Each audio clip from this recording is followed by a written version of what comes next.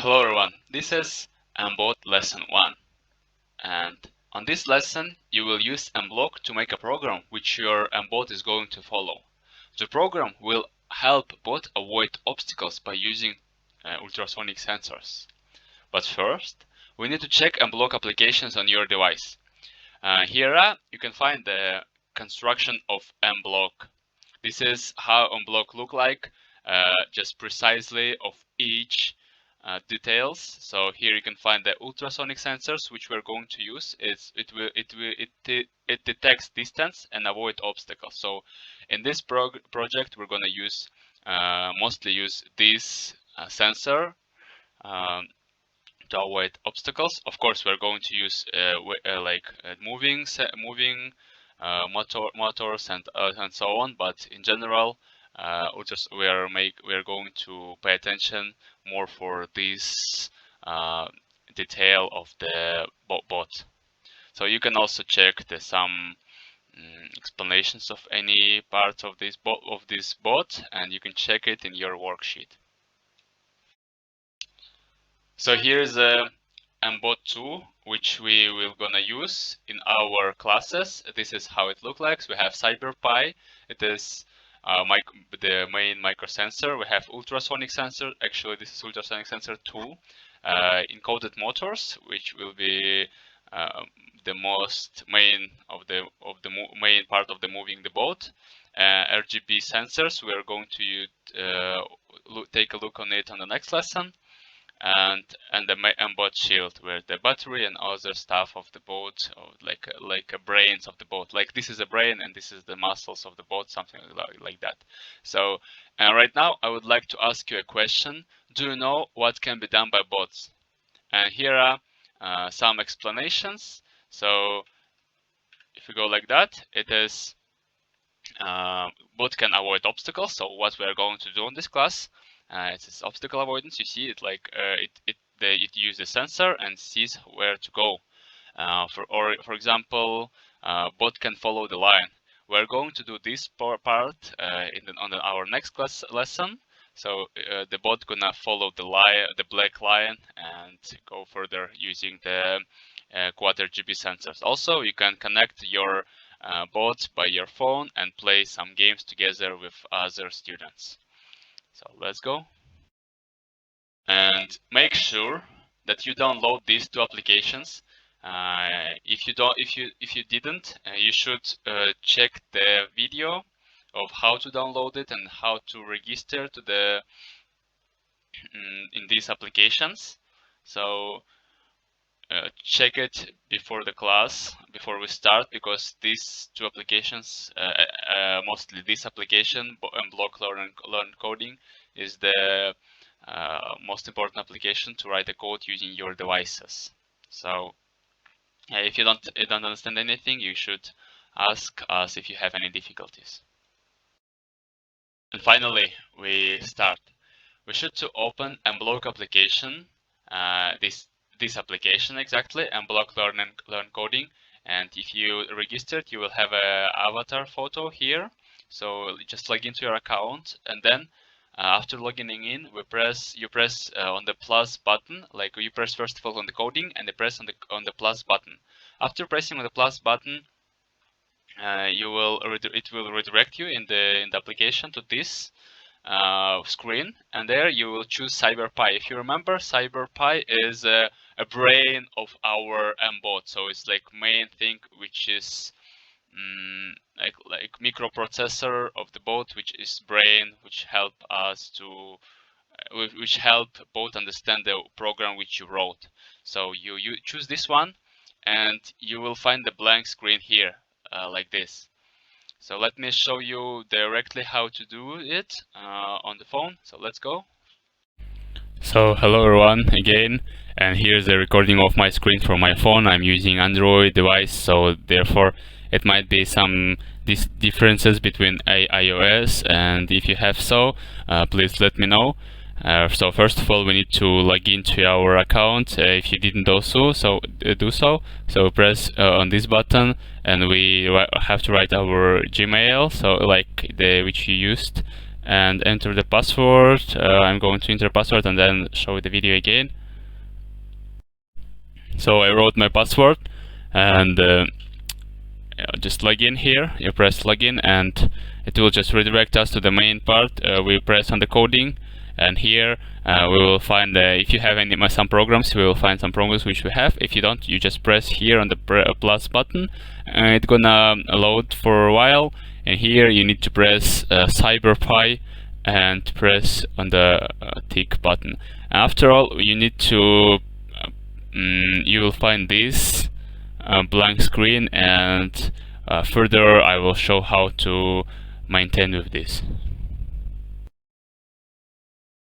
So let's go further. After opening this blank screen, we need to connect to the our Mbot. So you have to press on this tab where you can find the Bluetooth, which is crossed by a red line, and press here, and there you press connect on the connect button, and you need to bring your phone, your device, whether it's iPad, just usual pad or phone, to the Mbot, and it will connect to the bot. And after successful connection, just press back to the coding. And this is what we should do before starting our programming part. And this is like a little preparation for that. And after pressing back to the coding, we need to add some extensions. We need to add extensions, and we press on this button here. After pressing on this button, we need to add Mbot 2 shield, because we're using Mbot 2, and we need to add Ultrasonic Sensors 2. So we add these two extensions, and after all, you can just check it by using some codes and upload it to the bot. So let's do that. So we got to this blank list, and right now we need to connect to our Mbot. So we press on the CyberPi tab, and here you can find this screen, and here you can usually just press connect and bring your phone to the Mbot. So just bring your phone to the Mbot and you will connect to that. After all, you just press back to the coding, and also you can find that your project is untitled 5, or like just usual untitled. Therefore, you can change its name, so you can just write there, for example, project number, for example, 1, yeah, and press OK button. Also, don't forget to press save. Yeah, it will help you to save the project. And right now we need to add also two extensions of Mbot. So you can find these two extensions, Mbot Shield 2. You press add, and there's two tabs of it, so we're going to use them. And also you need to add Ultrasonic Sensor 2, which we are going to use in this project. So you add this one, and you can find it this tab, Ultrasonic Sensor 2, and here is some blocks of it. So we're almost ready right now. We need to write like a program, for example, which is shown on the presentation. So let's get when CyberPi starts up. So we go to the control, and we go to the events, and we get this tab, we get to this block, and when CyberPi starts, and I would like to make both to move for a while, for example for 2 seconds. So we go to this block, to the Mbot changes. This is extension port, so we go to the changes, and we choose this one, for example, yeah, move forward at 50 rounds per minute. It is a speed 50 rounds per minute, so it's a round of how many rounds the wheel does per minute, and how many seconds it's gonna do. For example, let's make 2 seconds, and we need to change it from live to upload, and press upload button, and after success it's gonna move, yeah, for 2 seconds. That's all. we are ready right now to start the program. And if your bot is not moving, you should ask a teacher to help, and we will help you with this. Maybe some problem with the connection. So it's time for coding. Let's set interface on CyberPy first, and by adding these blocks. So we are going to add when CyberPy starts at first, and then add set print size to small, print press B to start obstacle avoidance and move to a new line, and press A to restart and move to a new line. So we're going to add this to show instructions for a program, because when we run a program on the bot, like if nothing shows to the screen, we can't understand it.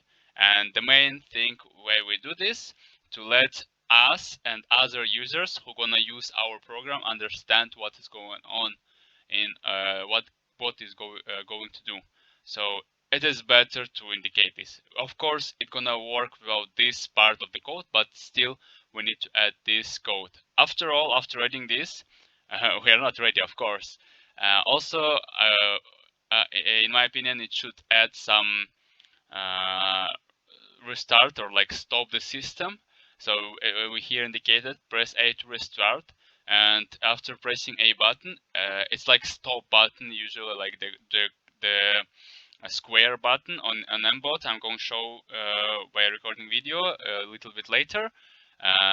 Here we restart the system, so our bot gonna stop or just restart it. So it's like the finishing the program. This is, I think it's needed in our program, because we need some control for the stopping the bot, because if we don't we cannot stop the bot, we need to restart it again and again, and the button for the A, it's much convenient for this time. And after after creating this tool, we can update our code. So we go to the second step and like we are not updating exactly, we're preparing our code for further algorithm or further script. So we just wait until B button press it. So if B button press it, it's gonna go further. If not, nothing gonna happen. So it's gonna wait until B, like start obstacle avoidance. It goes further and gonna do some program in the forever loop. So we're preparing our code for a main algorithm. And here's a going question. I would like to ask you a question. Try to run it, and what happened? Nothing, or something happened? And could you explain why this happening? Okay, just after this, just upload it and try to explain what's happening. And if you know that, of course, it's like just written here. Just try to answer this question. So let's go next. Right now we don't need this block of the code, we just delete it, and we need to get first of all the interface of our program. So we go up, and we get a display. We go to display and we get the first one from the display, print make block, and move to the next line.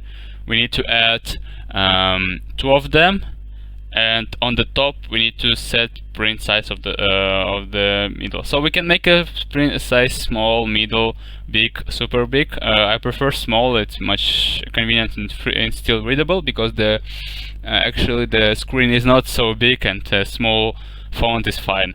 So here we're gonna print out press B to start obstacle avoidance. So we just press B to start obstacle avoidance.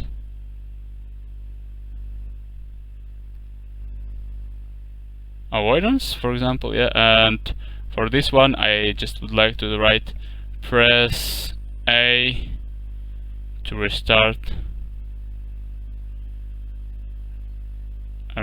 the system. So this how it's gonna look like our interface. And let's go further. Also, we wanted to create a restart for this one, for restart the system, for this part.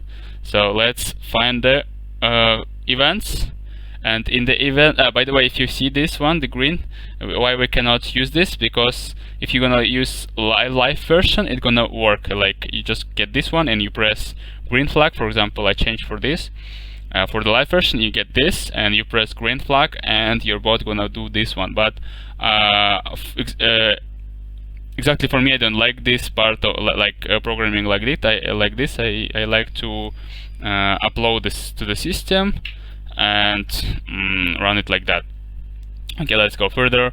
So we need to check this. When button A pressed, what we should do? We should restart the system. So we should restart CyberPi. This how look our first part of the code, and let's go to the second part. We need to update our CyberPi this block. So exactly, we're not updating, as I said, we're just preparing it for the future. So let's add forever, and also wait until. Yeah, we need to add wait until here. And what should we wait? We should wait for a button B pressed. So we get button A pressed and change it for B. Like our code right now ready for the programming. So you can try to just upload it by pressing this button, and what's gonna happen, you can explain it and why it's happening also. Okay, well done. So after preparing our code for programming, for creating a major part, the main part of the program, let's add this part to the if. Let's add if else block of the code, and in it we need to check where the distance, and if the distance of the which detected by sensors is less than more than 8, then it's gonna run this part. It means like if the distance is bigger than 8 centimeters to the closest object, so it's gonna run like with the 100 round per minute speed. So, and after completing this, I would like to ask you, what do you think bot should do if distance to an object less than 8? So let's think about this. You can try to answer on this question, and further we're going to answer on this question. But before, I would like to show you how to maintain with this. So let's go.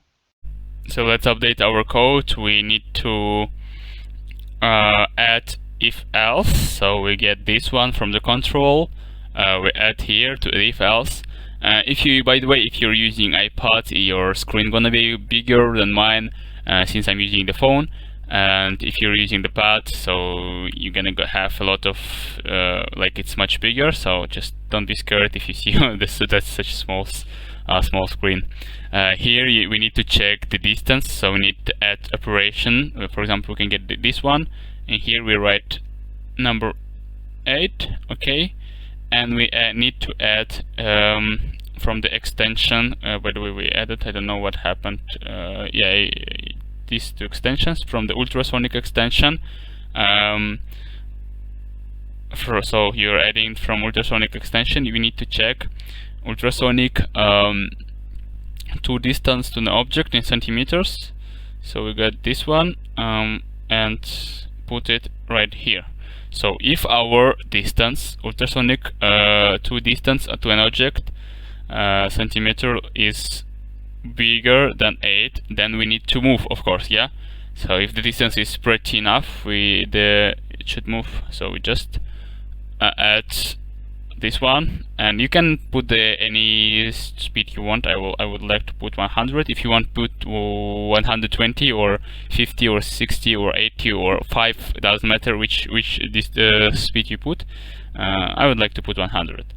So we finished one part, just if part here, and the question was what do you think bot should do if distance to an object is less than 8 centimeters?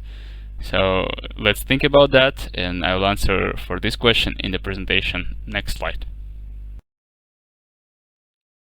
It's time to upgrade our code, but before we start, I would like to answer on the previous question. Previous question was, what do you think bot should do if distance to an object less than 8 centimeters? So answer is here, bot should turn right or left. So yeah, actually avoid obstacles. Avoid obstacles. Yeah, and this is the name of our project, and what it should do. And here we are coming to the main part of our program. We need to update here, so to the else part, where it should avoid the obstacles. We need to add this part, so another one if else. And here we pick random from 1 to 2. If it equals to 1, it turns left. If it equals to 2, it turns right. Why we do this one? So I would like to ask you, what do you think? Why do we need a randomizer here? And think about this question, think about this part of the code, and while thinking, let's complete it on our mBlock application, and after all, I will answer on this question. But before it, try to think about that, and if you have an idea, you can raise your hand and answer on the class on this question. So let's go. So let's update our code, and we need to add one more if and else block of the code exactly right here, and we need to add this operation, which is equal. We press OK here, and we need to pick random. So we pick random from 1 to 2. It's gonna be pick the one number, like left, right, yeah. And here we add this block of the code, turn right. So which one? So we get this one, move forward. We can get 2 of them, just in case. Get here one, and we get turn left and turn right, for example, yeah. We get both here, but before, also we need to add wait event. Wait a second, it's event. Yeah, we need to add this event, or it's just strange that it. Yeah, here it's a control. So we need to add in the control. We need to add this one to wait 1 second, because to elaborate any bugs or something like that. And right now you can try to check it, and you just press upload and run the program. So it's gonna upload a little bit longer because there's a lot of code, like not much, but pretty enough. And it's gonna run, and you press now avoid the code, so it avoids. I just run it, and I'm going to show you the video right now how it works in mine. So this question was asked you before, and the answer for that is here. Randomness is designed to reduce the chance of the car getting stuck at a certain angle. Not doing random can also achieve a good obstacle avoidance effect, but I prefer to do randomized decision to go right or left.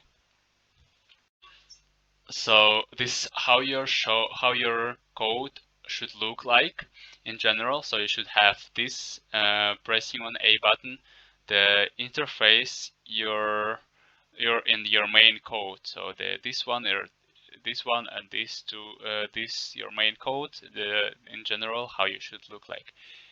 Do not forget to save it. You just press on the save button on the left top corner next to the project name.